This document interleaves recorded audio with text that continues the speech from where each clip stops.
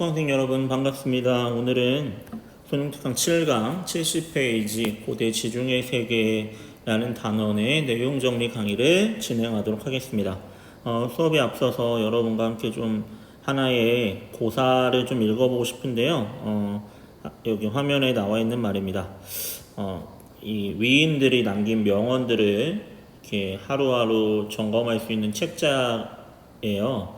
선생님이 뭐 이렇게 교과서 만드는 출판사의 이벤트에 응모를 했는데 이게 당첨이 돼서 이제 여러분들과 함께 좀 생각을 나누면서 여러분에게 좀 학습 동기도 부여해주고 또 이제 여러분 원격 보고서 쓸 때 뭐라도 좀 느낀 게 있도록 쓰면 어떨까 싶은 생각에서 사실은 신청을 했던 건데 운이 좋게 당첨이 돼서 지금 30건을 받았습니다. 그래서 여러분과 함께 생각을 좀 해보면서 또 이벤트 상품으로 저도 필요한 학생들에게 좀 줄까도 생각 중이에요. 근데 오늘 처음으로 이제 첫 장에 있는 내용이 공자가 남긴 말입니다. 배우기만 하고 생각하지 않으면 얻는 것이 없고 생각만 하고 배우지 않으면 위태롭다. 학이 불사증망 사이 불확측태라는 말입니다. 여러분도 마찬가지입니다. 생각하지 않으면 아무리 수업을 많이 들어도 얻는 게 없는 거고 또 생각만 하고 배우지 않으면 언제나 위태로운 상태가 될 수 있다는 사실을 오늘 한번 이 얘기를 통해서 기억해 보시고 배우면서 또 그 안에서 생각도 하는 그러한 시간이 되었으면 좋겠습니다. 자, 그럼 이제 본격적인 내용으로 들어가도록 하겠습니다. 오늘부터는 이제 유럽의 역사, 서양의 역사를 다루게 될 겁니다. 우리가 1학기 때는 주로 동아시아, 더 나가서 서아시아, 이쪽 아시아, 인도 쪽과 아시아 쪽의 역사를 많이 다뤘다면 이제 2학기에 다루는 내용들은 서양 세계, 우리가 흔히 부르는 서양 세계에 대한 역사들을 배우게 될 겁니다. 그래서 그 서구 문명의 출발점이라고 할 수 있는 그리스, 로마의 문명을 7강에서 다루게 됩니다. 오늘은 먼저 그리스의 문명을 다루게 됩니다. 그래서 일단 70쪽 내용을 보기 시작하면 그리스라는 곳에서 문명이 시작됩니다. 우리 교과서에는 뭐 크레타 문명과 미케네 문명이라고 해서 이제 그리스에서 최초에 시작됐던 문명들에 대한 설명이 나와 있는데 이번 수능특강 교재에서는 그 내용은 빠져 있어요. 근데 학습지에는 그 내용이 있거든요. 그래서 간단하게만 설명하면 그리스에는 크레타 섬을 중심으로 한 크레타 문명과 그리스 본토에 있던 미케네 지역을 바탕으로 해서 만들어진 미케네 문명이 기원전 2000년쯤에 이제 문명이 발달했었고 그러다가 이제 기원전 10세기경쯤에는 작은 도시국가들인 폴리스들이 생겨나게 되었다라는 게 이제 그리스 문명의 출발에 관한 얘기입니다. 그럼 한번 보도록 하겠습니다. 그리스 세계에서 일단 7강의 학습 목표를 좀 살펴보면 첫 번째, 그리스 세계가 어떻게 성립되고 발전됐는지를 한번 볼 겁니다. 그 그리스의 조그만 도시국가의 대표적인 나라가 아테네와 스파르타거든요. 그 중에서도 아테네를 중심으로 그리스 문명의 발전 과정을 살펴보게 될 겁니다. 두 번째 학습 목표는 이 그리스를 정복하고 더 나아가서 인도까지 세력을 넓히면서 유럽과 아시아와 아프리카 세 대륙에 걸친 대제국을 건설했던 인물이 한 명 등장합니다. 기원전 4세기경쯤에 등장하는데요. 그 사람의 이름이 바로 알렉산드로스입니다. 이 알렉산드로스가 세웠던 넓은 제국, 그 알렉산드로스 제국에 대해서 살펴보게 될 거고 그 사람에 의해서 유럽의 문화가 서아시아의 문화로 전파되면서 두 문화가 융합되어서 나타났던 헬레니즘 문화라는 새로운 문화 양식도 살펴보게 될 겁니다. 마지막 세 번째는 로마라는 나라가 어떻게 만들어졌고 발전해 갔는지를 보게 될 겁니다. 작은 도시국가에서 출발한 로마가 어떻게 유럽, 아시아, 아프리카에 걸친 대제국을 건설할 수 있었는지 그 과정을 여러분과 함께 살펴보게 되겠습니다. 그럼 오늘 첫 번째 그리스 세계의 발전, 성립과 발전부터 살펴보도록 하겠습니다. 우선 폴리스라는 단어를 반드시 알아두셔야 합니다. 폴리스는 우리말로 번역하면 도시국가입니다. 도시국가. 하나의 작은 도시가 국가 단위를 형성했다라는 건데 그리스에서 이러한 폴리스가 발달할 수밖에 없었던 자연적 배경이 있어요. 우선 그리스의 지형적인 특징이 산지가 많고 평야가 적다 보니까 자연스럽게 도시와 도시가 구분되었다는 거죠. 그러다 보니까 작은 도시들은 그 자신들의 도시를 중심으로 국가 체제를 성립하게 되었다. 이게 이제 폴리스의 시작입니다. 기원전 10세기경이에요. 그러면서 통일된 국가가 아니라 여러 도시 국가들이 상존하는 그런 상태를 그리스에서는 10세기부터 보였다라는 거죠. 여러분 뭐 학교 안 온 지 좀 오래됐는데 또 쉬는 시간 노래가 맞춰서 나오네요. 자, 근데 폴리스에서 중요하게 알아둬야 될 거는 이 폴리스의 구조를 한번 볼 필요가 있습니다. 폴리스는 이제 교과서 96페이지에 보면 폴리스의 구조가 나와 있는데요. 보통 어떤 구조를 띠고 있냐면 여기 그림처럼 높은 지역, 꼭대기 지역은 아크로폴리스라고 불립니다. 아크로폴리스라고 불리는 지역은 어떤 것들이 있냐면 군사와 종교적인 시설들이 있어요. 높은 곳에 있다 보니까 외부의 적이 쳐들어오는지 안 쳐들어오는지를 확인하기 편하겠죠. 그리고 자신들이 믿는 신을 섬기기 위한 신전이 구축되어 있는 곳이 아크로폴리스입니다. 또 밑에 넓은 평지의 광장은 아고라라고 불리는데요. 여기서는 집회, 사람들이 모여서 회의하거나 또 토론을 하거나 더 나가서 상거래가 이루어지는 곳이 아크로폴리스였습니다. 그래서 이 그리스의 폴리스들은 아크로폴리스라는 지역과 아고라로 이렇게 지역적인 구분이 있었다라는 것을 한번 살펴보시면 좋겠습니다. 그 다음으로 봐야 될 게 바로 어떤 부분이냐면 그럼 그리스 사람들은 각각의 도시국가, 여러 도시국가로 쪼개져 있었는데 그들은 서로 적대시만 했느냐? 그건 아니라는 거죠.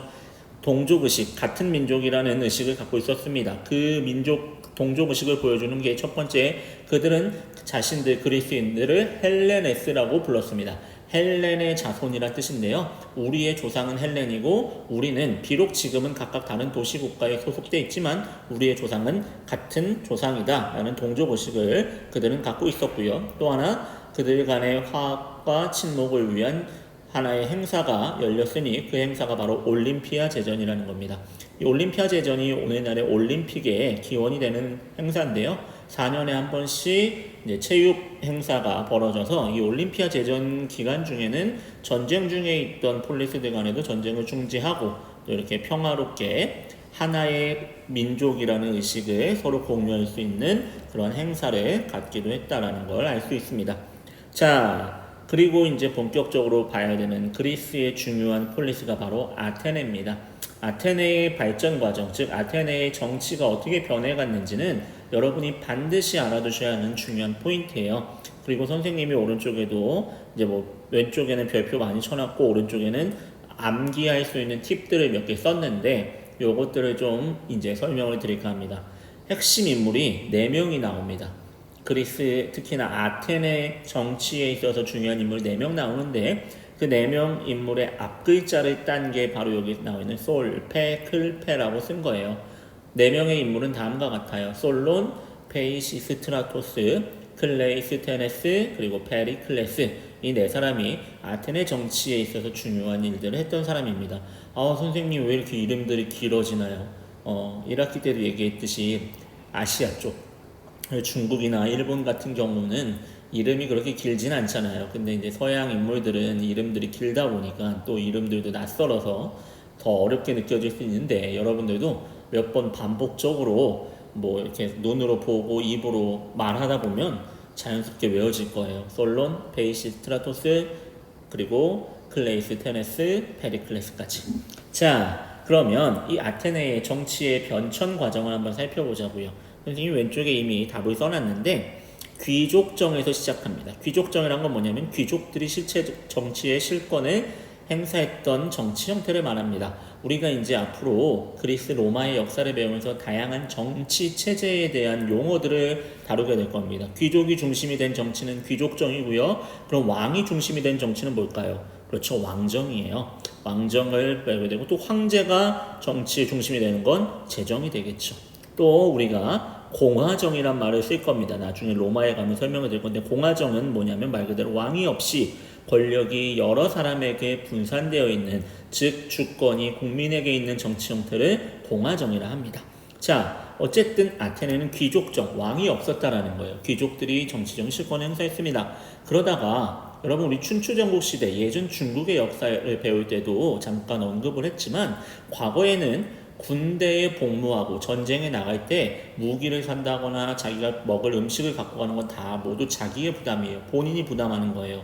그러면 결국에는 본인이 혼자 무장할 수 있을 정도의 경제적인 여력을 갖춘 자들이 주로 전쟁에 나가서 참여하고 군사로 복무했겠죠.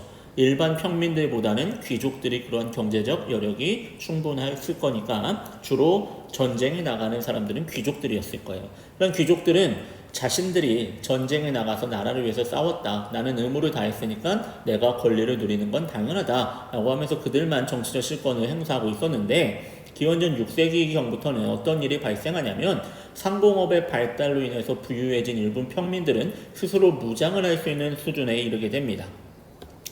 스스로 무장을 해서 그들은 이제 아테네 군인이 돼서 아테네를 위해서 나가서 싸우게 된다는 거죠.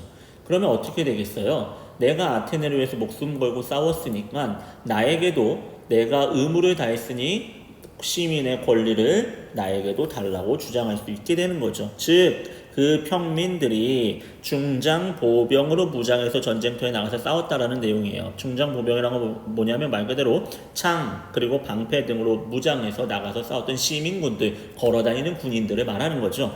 이 사람들이 아테네를 위해서 싸웠어. 의무를 다했기 때문에 우리들도 정치에 참여할 수 있는 권한을 이제 우리에게 달라라고 귀족들에게 요구합니다. 그걸 좀 어려운 말로 참정권이라고 해요. 정치에 참여할 수 있는 권리를 달라는 거죠. 자, 그러면서 귀족들과 평민들 사이에 정치에 대한 참여권을 두고 대립이 치열해집니다. 이 대립을 조정하고 중재하면서 등장했던 인물, 바로 첫 번째 솔에 해당하는 인물입니다. 그게 바로 솔론이라는 사람입니다.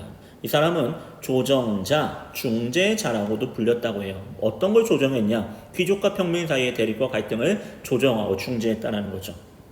솔론은 어떠한 방법으로 개혁을 실시했냐면 재산 정도에 따라서 정치에 참여할 수 있는 차등권을 주는 거예요. 재산이 많은 사람은 보다 많이 정치에 참여할 수 있는 권한을 주고 재산이 없는 사람은 정치에 참여할 수 있는 권한을 줄이고 이런 식의 개혁을 실시하게 됩니다. 이걸 좀 어려운 말로 금권정이라고 합니다. 뭐냐면 재산의 정도에 따라 권리를 준다라는 거죠. 정치에 참여할 수 있는 권리. 요즘은 이런 용어를 교과서나 이런 데서 다 쓰지 않지만 여러분이 그냥 이 용어를 알아두면 오히려 이해하긴 더 편할 거라고 생각을 해서 한번 써봤어요. 금권정. 재산의 정도에 따라서 정치에 참여하는 차등을 뒀던 거. 이걸 개혁을 실시했던 인물은 솔론이다.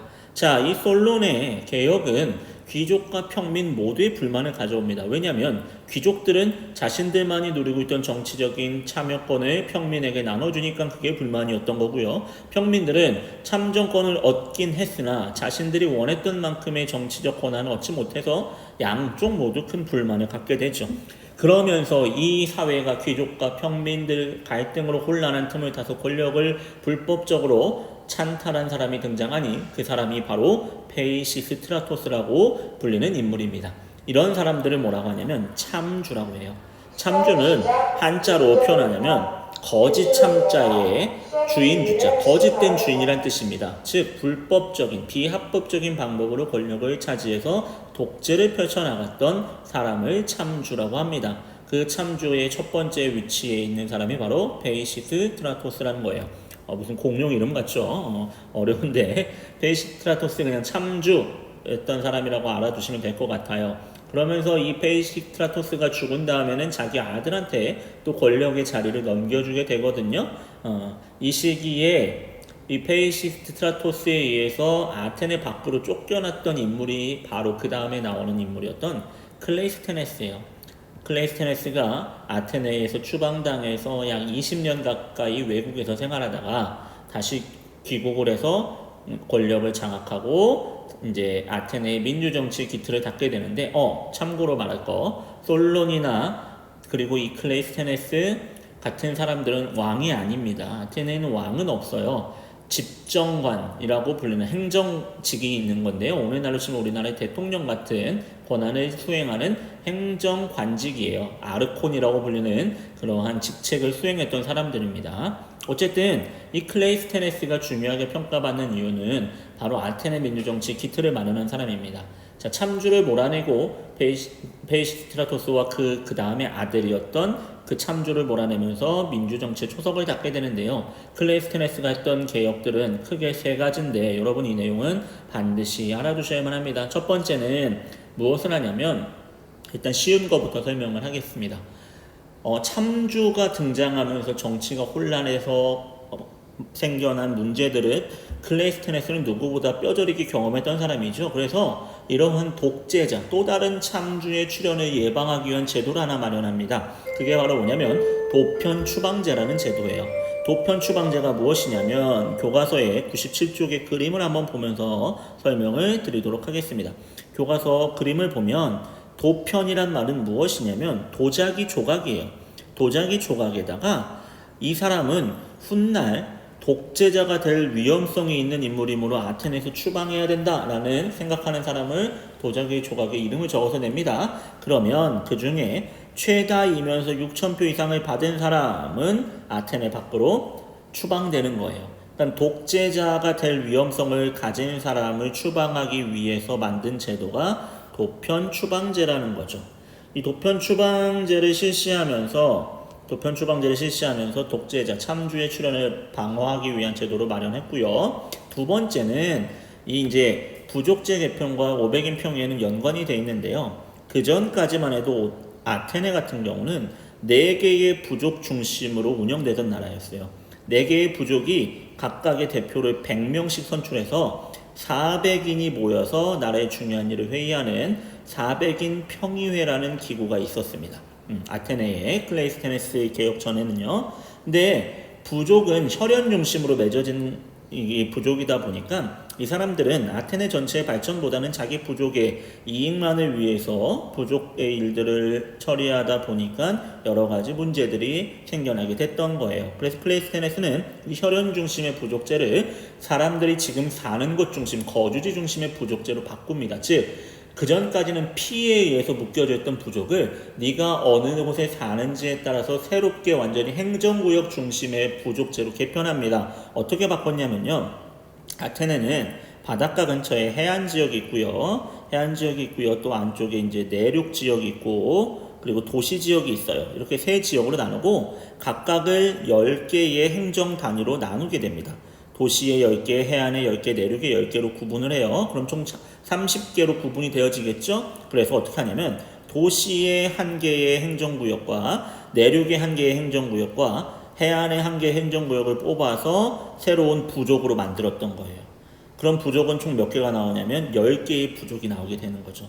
사람들이 사는 곳을 중심으로 행정구역을 개편하고 그 행정구역에서 도시, 내륙, 해안의 행정구역에서 각각 1개씩을 뽑아서 새로운 부족을 만들어냈다라는 거죠. 거주지 중심의 부족제로 바꾸게 되고요. 말했듯이 10개의 부족이 나오게 되니까 10개의 부족에서 대표를 각각 50명씩 선출하게 합니다. 50명씩 뽑아서 50 곱하기 10 하면 얼마겠어요? 500인이 모여서 회의하는 기구로 기존의 400인 평의회를 500인으로 확대하게 됐던 게 클레이스테네스의 개혁 내용입니다. 자, 클레이스테네스 다시 한번 정리합시다. 혈연 중심의 부족제를 거주지 중심의 부족제로 개편하였고 기존의 400인 평의회를 500인 평의회로 확대하였으며 세 번째로 참주의 출현을 방지하기 위해서 도편 추방제를 실시했다라는 것까지 한번 살펴봤습니다. 도편 추방제에 대한 자료 내용이 나와 있습니다. 한번 읽어보시기 바랍니다. 자, 이렇게 클레이스테네스가 기초를 다졌습니다. 민주정치에. 그리고 그 민주정치에 꽃을 피웠던 인물 페리클레스입니다. 솔페, 클페의 마지막 페에 해당하는 인물입니다. 네 번째 인물인데요.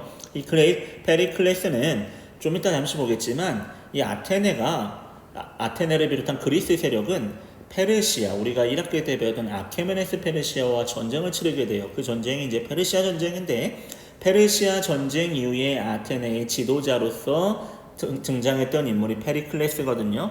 페리클레스 시기에 이 민주정치가 정말 꽃을 피우게 되고 전성기를 누리게 되는데요. 그 페리클레스가 했던 것들을 한번 살펴보겠습니다. 첫 번째, 페리클레스는 아테네 시민들을 대표하는 민회의 권한을 강화합니다. 그래서 실제적으로 법을 만들 수 있는 권한을 행사하도록 민회의 기능을 강화합니다. 두 번째는 진정한 민주정치를 위해서는 모든 공직은 누구에게나 공평하게 기회가 열려 있어야 된다라는 생각하에 공직을 추첨을 통해서 임명합니다. 단 특수직이 있어요. 장군같이 특수한 업무에 대해서 전문적인 지식이 필요한 것을 빼고는 배심원, 예를 들면 재판을 하는데 거기에 재판에 의견을 제시하는 사람이라든지 그 외에 나머지 관직들에 대해서는 추첨으로 임기 1년에 추첨제를 통해서 관직을 모든 사람들에게 기회를 열어두었다는 겁니다. 그리고 여러분, 추첨에 의해서 내가 관직에 이렇게 선발이 됐어요. 근데 나는 원래 농민이에요. 나는 농사 지어야 되는데 갑자기 내가 배심원이 돼서 재판하러 매일 왔다 갔다 하라고 하면 내 기본적인 생업에 큰 피해를 입겠죠. 그럼 내 경제적인 것들을 어떻게 보상해 주겠어요. 그래서 많은 사람들은 관직에 임명돼도 제대로 그 관직을 수행할 수가 없었다라는 거죠. 다른 생업이 있는 사람들의 경우는 페리클레스는 그래서 관직에 일한 사람에게 수당을 지급합니다. 공무, 국가의 공식적인 일을 하는 사람에게 수당을 지급하면서 온전히 이 공무에 집중할 수 있게 만듭니다. 아테네가 갑자기 이렇게 수당을 지급할 수 있을 정도의 경제적인 번영을 누리게 된 것도 아까 말했던 이 페르시아 전쟁 이후의 상황인데요. 좀 이따 그 페르시아 전쟁 이후에 어떻게 아테네가 이렇게 경제적인 번영을 누리게 됐는지 한번 설명을 드리도록 하겠습니다. 어쨌든 이 페리클레스 시기가 아테네의 민주정치 전성기다라고 한번 기억을 해주시고요. 대략적으로 시기는 기원전 5세기예요. 페리클레스가 이제 기원전 429년에 죽거든요. 근데 그 죽기 전에 한 30년간의 이제 행정 최고의 아르콘으로 집정관으로서 일하면서 아테네 민주정치의 기틀을 다지게 됩니다. 기원전 5세기경쯤에 이 페리클레스 때 전성기를 맞았던 아테네 민주정치다 한번 정리를 해두시면 좋겠습니다. 단 아테네 민주정치는 한계가 있었어요.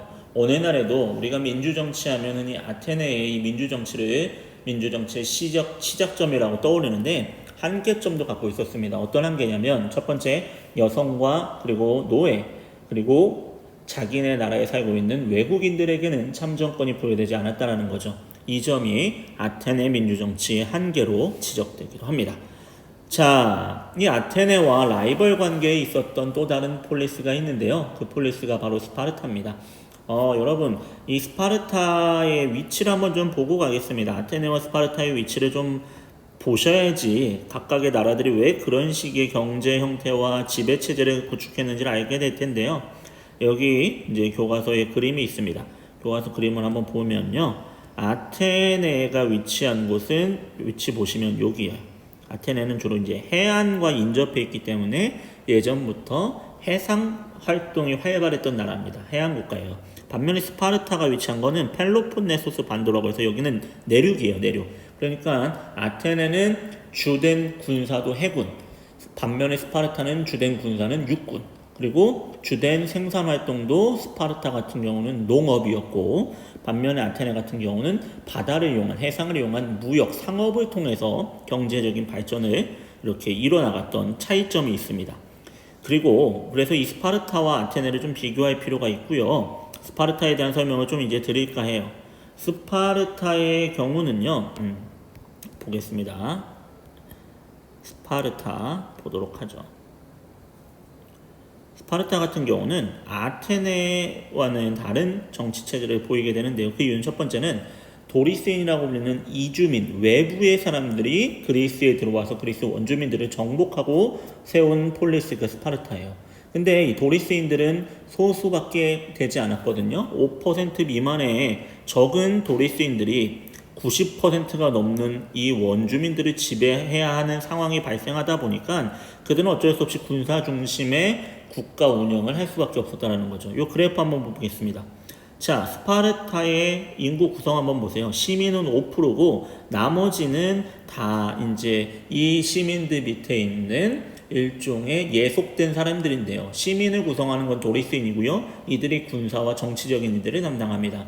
그러면 그들은 군사와 정치적인 일만 담당하고요. 실제적인 생산활동은 누가 하냐? 정복당한 피정복민들인 그리스 원주민들이 하는 거예요. 근데 정복민, 이 피정복민들은 두 종류로 나눠지는데요. 하나는 농사만 전담으로 짓는 헤일로타이라는 예속농민, 예속, 어디에 속해 있어가지고 자유롭게 거주 이전이나 이런 것들이 안 되고요. 농사만 짓는 거예요. 농사 져서 누굴 먹여 살리냐? 이 시민들을 먹여 살리는 거죠. 그럼 시민들은 이 예속 농민들이 생산한 농업의 생산물을 가지고 정치와 군사적인 일만 하는 거예요.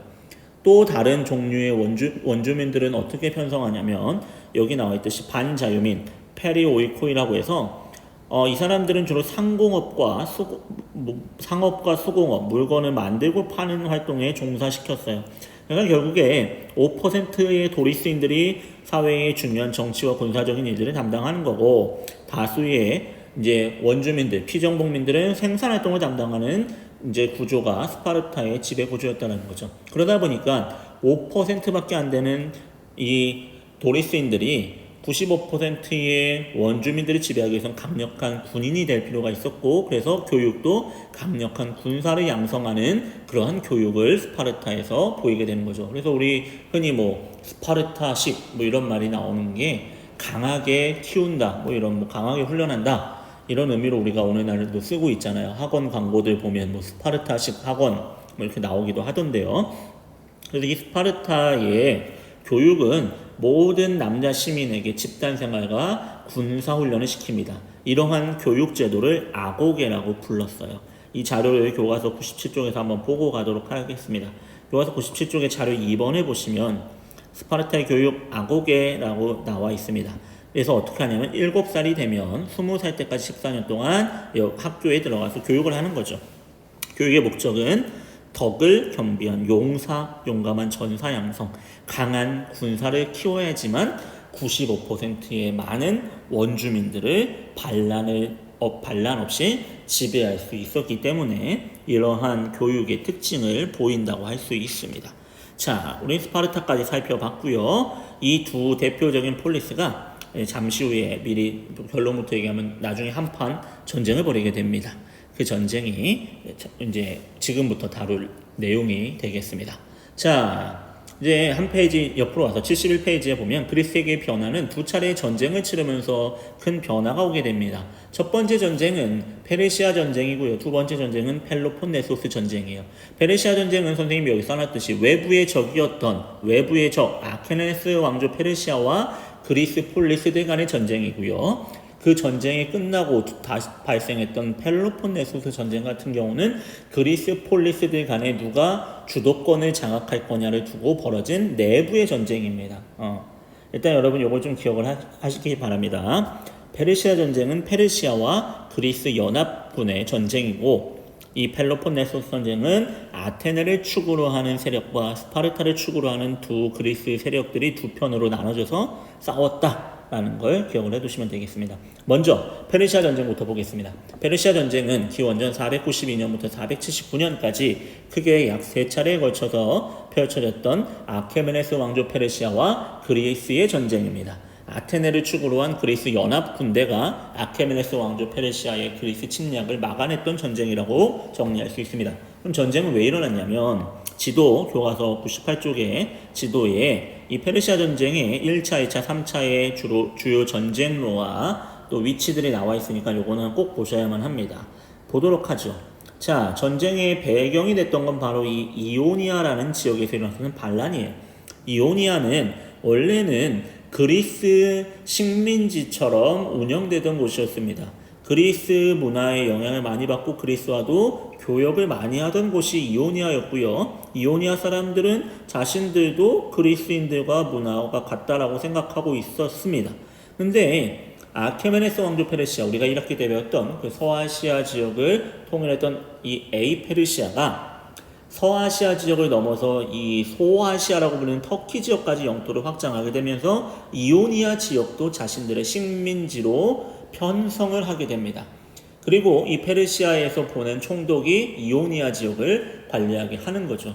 근데 그리스의 민주적이고 자유로운 정치 형태를 누리고 있던 이오니아 지역에 어느 순간 페르시아의 총독이 와서 강압적인 통치를 하다 보니 이오니아 사람들이 불만이 생겨나게 되죠. 그래서 어떻게 하냐면 이 이오니아 지역 사람들이 페르시아에 대하여 반기를 들게 되면서 반란이 일어납니다.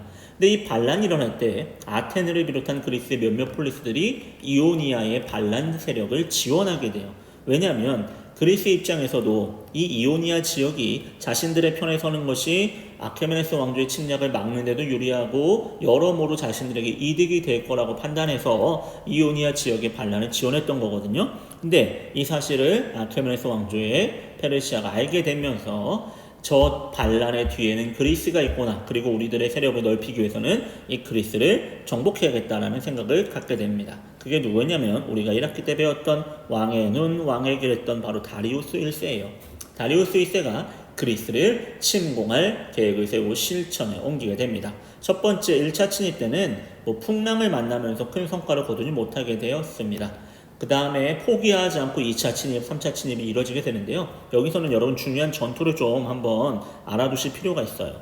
2차 침입 때는 아테네를 중심으로 한 군대가 마라톤 평야에서 이 페르시아 군대를 맞아서 큰 승리를 거두게 됩니다. 그 전투가 바로 마라톤 전투예요. 마라톤 전투인데 뭐 마라톤 하면 여러분 떠올리시는 게 있을 거예요. 뭐 42.195km를 오늘날에도 많은 선수들이 이렇게 뛰면서 기록을 측정하는 스포츠 경기 중에 하나인데요.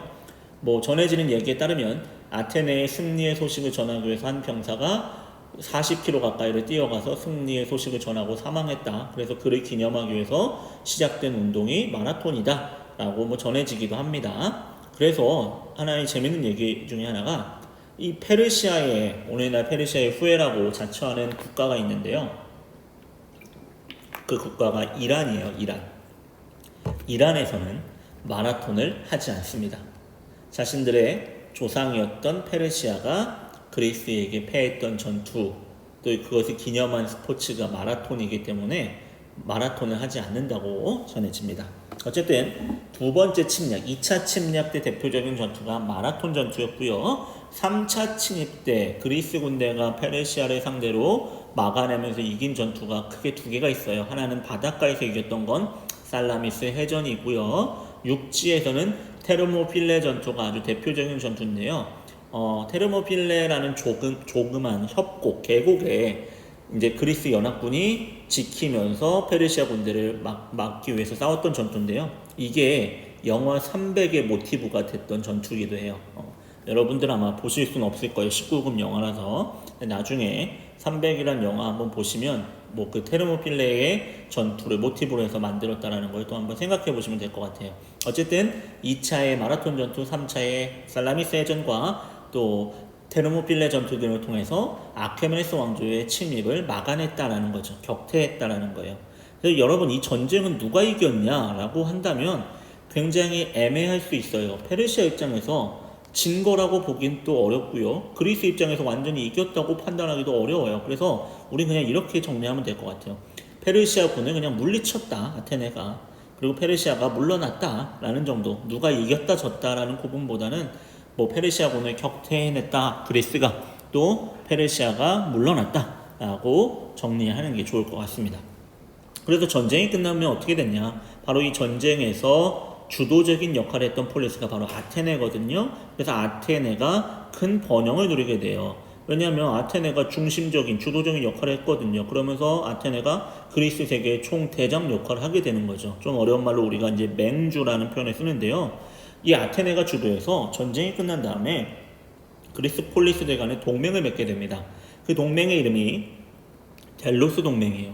델로스 동맹은 이들이 이제 외적의 침입에 공동 대비하기 위해서 돈도 모으고 이렇게 뭐 그 모은 돈의 금고를 델로스 섬이라는 곳에 두기로 했거든요. 그래서 동맹의 이름을 델로스 동맹이라고 하는데 델로스 동맹의 대장 역할을 아테네가 하게 됩니다.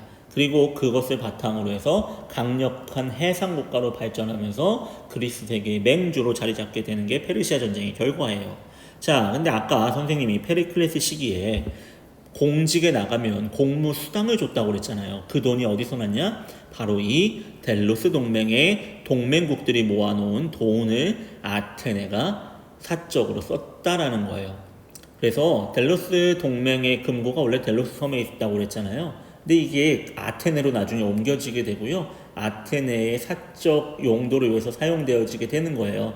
그러니까 아테네를 제외한 여러 동맹 폴리스들은 불만이 생길 수밖에 없겠죠. 그 불만을 가장 강하게 표출했던 게 바로 아테네의 라이벌이 할 수 있는 스파르타였어요. 그래서 스파르타는요, 아까 스파르타가 있던 지역이 펠로폰네소스 반도라고 그랬잖아요. 그 펠로폰네소스 반도를 비롯해서 아테네의 불만을 가진 여러 폴리스들을 모아서 델로스 동맹에 대항할 새로운 동맹을 만드니 그 동맹이 바로 펠로폰네소스 동맹입니다. 자, 델로스 동맹의 중심은 아테네, 그리고 펠로폰네소스 동맹의 중심은 스파르타가 되는 거예요. 자, 근데 이 두 세력 사이에 전쟁이 발생하게 되니 그게 바로 펠로폰네소스 전쟁입니다. 기원전 431년부터 404년까지 벌어진 그리스 폴리스들 간의 전쟁이에요. 자, 전쟁이 일어난 배경 정리해놨죠? 델로스 동맹이 아테네의 이익을 우선하는 동맹을 변질됐다는 거죠. 본래의 취지와 다르게 아테네가 델로스 동맹을 사적으로 유용하고 자기네들에게 이익을 위해서 동맹을 이용하다 보니 이에 불만을 가진 폴리스들이 생겨났고 결국에 델로스 동맹과 펠로폰네소스 동맹 사이에 전쟁이 벌어지게 됩니다. 전쟁의 결과는요 어떻게 되냐면 펠로폰네소스 동맹이 이겨요. 왜냐하면 이 당시에 이 아테네의 지도자 페리클레스가 전쟁을 치르다가 전염병에 걸려서 죽게 되거든요. 그러면서 페리클레스가 죽은 이후에 아테네엔 지도자가 없는 거예요. 지도자가 없다 보니까 전쟁의 전술도 완전히 실패하는 전술들이 많이 생기고 정치도 혼란하게 되거든요. 그러면서 결국에 스파르타를 중심으로 한 펠로폰네소스 동맹이 승리하게 된다는 거죠. 그래서 어떻게 되냐면 이제 그리스의 주도권은 스파르타에게 넘어갔다라는 거죠. 자, 그리고 아테네는 어떻게 돼요? 전쟁 중에 페리클레스도 죽고 그러면서 아테네 민주정치도 혼란의 시기를 맞게 됩니다. 여러분 이름 외우기 어려울 거야. 펠로폰네소스 전쟁.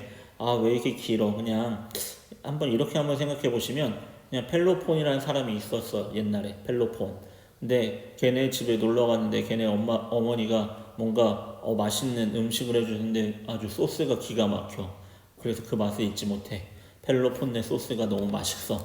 뭐 이런 식으로 외우면 잊어버리진 않을 거라고 생각합니다. 자, 그래서 이 전쟁, 펠로폰네소스 전쟁의 영향은 어떤 게 있냐면 바로 그리스 세계가 내분이 심화되게 되고요. 스파르타도 뭐 자기들이 그리스 세계의 맹주가 되면서 또 아주 뭐 독재자처럼 군림하는 모습들이 발생합니다. 그러니까 또 여러 폴리스들이 불만을 갖고 반란을 일으키게 돼요. 그래서 자기네들끼리 막 치고받고 하는 내분이 심해지게 되고요. 이 틈을 틈타서 그리스 북쪽에 있던 나라가 있었습니다. 원래는 이제 그리스보다 작은 나라였어요. 이 나라의 이름을 한번 알아둘 필요가 있는데 바로 여기 나와 있는 마케도니아라는 나라가 있었습니다. 이 마케도니아의 필리포스 2세라는 인물이 알렉산드로스의 아빠거든요. 이 사람이 그리스의 내분을 틈타서 그리스 세계를 정복하게 되는 것입니다. 그래서 결국에는 마케도니아에서 그리스 세계는 정복당하게 되는 거예요. 자, 그 밑에 자료 플러스의 펠로폰네소스 전쟁의 원인 보면 간단하죠? 이 아테네를 중심으로 한 델로스 동맹이 아테네의 이익을 우선하는 동맹으로 변질되었기 때문에 스파르타를 축으로 한 펠로폰네소 동맹이 결성되게 되고 그 둘 사이에 전쟁이 벌어졌다라는 겁니다. 자, 이제 우리는 그리스의 문화와 알렉산드로스 제국만 보고 마무리를 할까 합니다. 그리스의 문화는 간단하게 보고 넘어갈 거예요. 특징은 합리적이란 건 뭐냐면 이치에 합하다, 이치에 맞게 이성적이다라는 뜻이라고 여러분 이해하시면 될 것 같고요. 또 인간중심적인 걸 대표적으로 보여주는 게 그리스의 조각상들이에요. 그리스의 조각상들은 신이라고 표현됐지만 뭐 제우스, 헤라 뭐 이런 다양한 여러분이 그리스 로마 신화에서 한 번쯤 들어봤을 다양한 그리스 로마의 신들이 인간의 모습으로 조각이 되어 있잖아요. 그게 바로 신과 인간을 뭐 비슷한 존재로 생각했던 인간 중심적으로 이해했던 그리스인들의 문화를 보여주는 거죠. 그리고 그리스 하면 대표적인 게 바로 철학이죠. 유명한 철학자들이 많이 등장하는데요. 맨 처음에는 자연 철학, 만물의 근원이 무엇인지 물인가 뭐 흙인가 이런 거에 대한 탐구에서 시작해서 진리는 무엇인가에 이제 대한 논쟁이 벌어지게 되죠. 이제 뭐 이 세상에 그리스 세계의 최초의 철학자라고 불릴 만한 사람들, 웅변가라고 불릴 만한 사람들이 소피스트라고 불린 사람들인데요. 이 사람들은 진리의 상대성을 주장했죠. 진리란 것은 절대적인 게 아니라 상대적이다. 그러니까 사회가 혼란해지겠죠. 왜? 네 말도 맞고 제 말도 맞고 다 맞아. 그러니까 사회가 혼란해지는 것을 막기 위해서 진리의 절대성을 주장했던 인물이 바로 소크라테스고요. 그리고 소크라테스의 제자가 플라톤의 제자가 아리스토텔레스로 이어지면서 그리스의 철학이 차츰차츰 체계적으로 자리를 잡아갔다라는 거 한번 보면 될 것 같습니다. 문학 작품에서는 대표적인 서사시, 긴 문학 작품이에요. 전쟁의 뭐 역사라든지 영웅의 이야기들을 쓴 게 있는데 호메로스라는 사람이 썼던 일리아드와 오디세이가 가장 대표적인 서사시고요. 역사에서는 두 명의 인물이 나옵니다. 하나는 헤로도토스의 서양 역사학의 아버지라고 불리는 사람, 이 사람이 페르시아 전쟁의 역사를 기록한 게 바로 역사라는 책이 있고요. 투키디데스가 쓴 것도 역사예요. 근데 이 투키디데스의 역사는 펠로폰네소스 전쟁에 대한 서술을 하고 있어요. 책의 이름은 같지만 다루고 있는 내용이 달라요. 그리고 미술에서는 조화와 균형임이 그 조화와 균형을 보여주는 대표적인 게 아테네에 남아있는 파르테논 신전입니다. 아테네 여신을 숭배하기 위해서 만든 신전입니다. 파르테논이란 뜻이 그러한 의미를 지니고 있어요. 자, 어쨌든 그리스의 문화는 이러한 특징을 갖는다 하는 거 한번 보면 될 것 같고요. 마지막 알렉산드로스 제국을 보겠습니다. 알렉산드로스는 아까 봤던 이 마케도니아의 필리포스 2세의 아들이에요. 이 알렉산드로스가 아버지의 뒤를 이어서 왕이 되면서 엄청난 정복 활동을 하게 되는데요. 어디까지 가냐면 인더스강 유역까지 영토를 넓히게 됩니다. 지도를 한번 보겠습니다. 이 알렉산드로스는 그래서 유럽과 아시아와 아프리카에 걸친 세 대륙에 걸친 대제국을 건설한 인물이 되게 되는데요. 기원전 4세기경에 활동을 하게 됩니다. 이게 알렉산드로스 제국의 최대의 영토예요. 초창기에는 여기 그리스 지역에 있었던 나라가 여기 아프리카 북쪽이거든요. 그리고 여기는 어디입니까? 서아시아, 아시아, 그리고 인더스강, 인도 유역까지 영토를 넓혔던 이 정복자가 바로 알렉산드로스고 그에 의해서 만들어진 나라를 우리는 알렉산드로스 제국이라고 불러요. 자, 그렇게 알렉산드로스가 주로 영토를 아까 지도에서 봤듯이 동쪽으로 넓혀가고 있었죠. 동쪽으로. 그래서 이 알렉산드로스가 동쪽으로 정벌하러 갔던 걸 동방원정이라고 그래요. 동쪽으로 원정을 갔다 정벌하러. 그래서 아케메네스 왕조 페르시아가 이때 멸망하는 거예요. 우리가 1학기 때 배웠듯이 알렉산드로스의 침입에 의해서 아케메네스 왕조 페르시아가 멸망한다고 그랬었죠.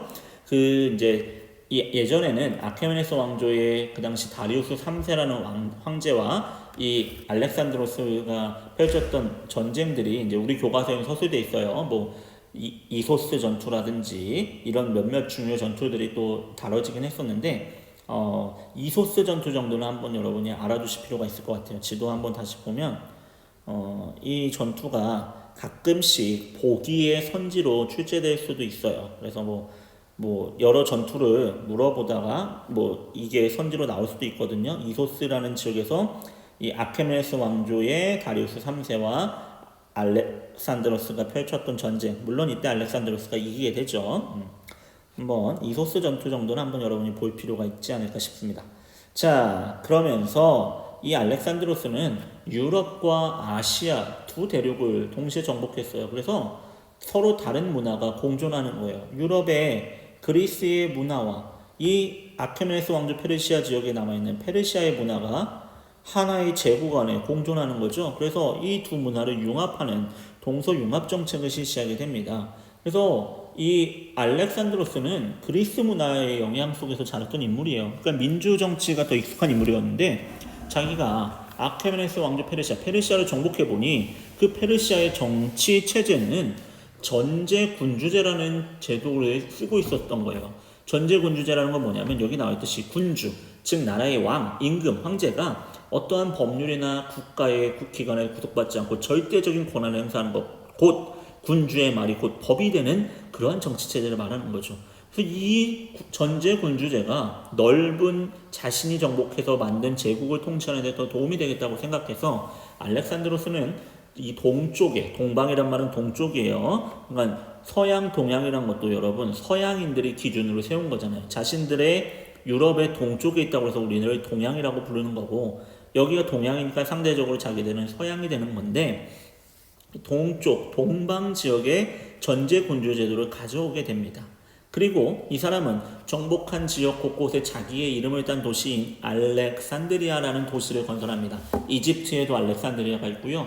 저쪽에 페르시아 지역에도 알렉산드리아를 건설하고요. 그래서 막 30개 정도의 알렉산드리아를 제국 곳곳에 설치합니다. 그리고 실제로 알렉산드리아는 다 계획된 도시여서 도서관이라든지 왕궁이라든지 이런 것들을 다 지면서 그곳 통치의 중심지로 활용하게 됐던 거죠. 그리고 그렇게 건설한 알렉산드리아에는 그리스 사람들을 이주시켜서 살게 하면서 그리스의 문화를 자연스럽게 동쪽, 동방으로 전파하려고 했던 겁니다.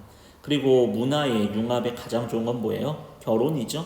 그래서 본인도 페르시아 공주와 결혼하기도 하면서 자신의 부하 군인들을 페르시아인들과 결혼하는 것들을 장려하면서 동양과 서양의 문화를 융합하려고 했었습니다. 근데 알렉산드로스가 일찍 죽어요. 나이가 정복전쟁을 시작한 지 한 10여 년 후에 갑작스럽게 인도를 정복하러 가던 길에서 사망을 하면서 알렉산드로스가 죽고 나서는 알렉산드로스의 부하들에 의해서 이 제국이 크게 시리아, 이집트, 마케도니아로 쪼개지게 됩니다. 그러면서 오래 유지되진 못합니다. 그리고 결국에는 각각 분열됐던 이 나라들도 다 우리가 다음 시간에 배울 로마에 의해서 정복되게 되면서 알렉산드로스 제국은 로마에 흡수되게 되는 것이죠. 자, 우리 이제 마지막으로 그러면 이 알렉산드로스 제국 시기에 발전했던 문화인 헬레니즘 문화를 살펴보면 됩니다. 헬레니즘이라 뜻은요. 아까 헬레네스 기억나십니까? 헬렌의 자손들, 그리스인들이 자신들을 칭했던 용어잖아요. 헬레니즘이란 말은 그리스의 문화와 비슷한, 그리스 문화를 닮은 이란 뜻이에요. 즉 뭐냐면 그리스의 문화가 토대가 되고요. 거기에다가 알렉산드로스가 오리엔트 지역, 오리엔트는 유럽 사람들이 해가 뜨는 쪽을 오리엔트라고 불렀어요. 해는 보통 동쪽에서 뜨죠. 그래서 유럽인들 기준으로 동쪽에 있던 이집트와 페르시아 지역, 서아시아 지역을 오리엔트라고 불렀는데요. 그래서 메소포타미아와 이집트 문명이 있던 곳을 오리엔트라고 불렀습니다. 즉 그리스의 문화를 바탕으로 하고 거기에 오리엔트의 문화가 융합된 문화를 헬레니즘 문화라고 합니다. 헬레니즘 문화가 유행했던 시기는 언제냐? 이 알렉산드로스가 제국을 건설했던 기원전 약 330년경부터 시대적으로 보면 약 300년 가까이 기원 후까지도 이 헬레니즘 문화가 유럽과 이 서아시아 지역에 영향을 미치는 문화가 됐다라는 거죠.